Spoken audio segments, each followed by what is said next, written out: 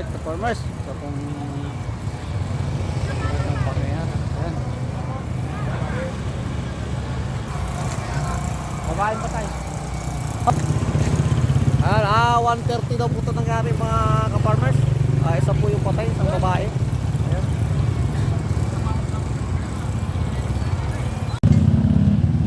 Magandang umaga mga ka-farmers. Isa pong aksidente po ang nangyari dito. Dito lang po ito sa Barangay Patalan. Ayan, mismo sa arko. Ayan, oh. Wasak po yung arko. Ayan. Talagang wasak po yung kotse ka-farmers. Ayan, oh. Ayan. Patay daw yung driver. Ayan. Ayan, ka-farmers. Ayan. Mga ka-farmers, ito po yung kotse na aksidente. May isa daw po patay. Ayan. Ito lang po ito sa Barangay Patalan, mismong sa arko po mga ka-farmers.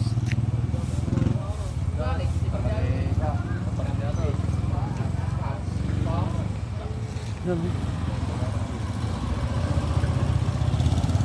Ayan, pati yung poste ng kuryente po natumba mga ka-farmers.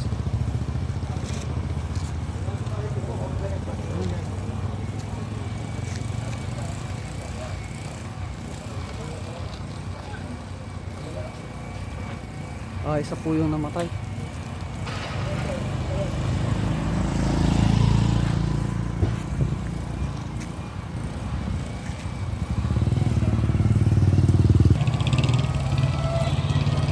Ayan mga ka-farmers.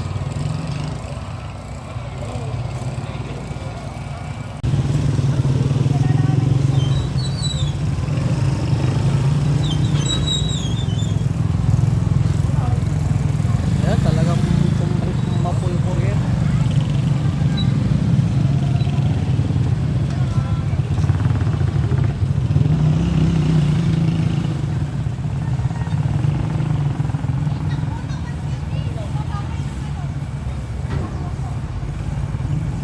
Ayan.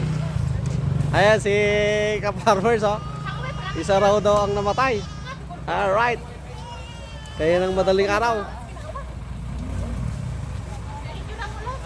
Hindi pa pwede yun. Hindi makakadaan yung malaking truck ka-farmers.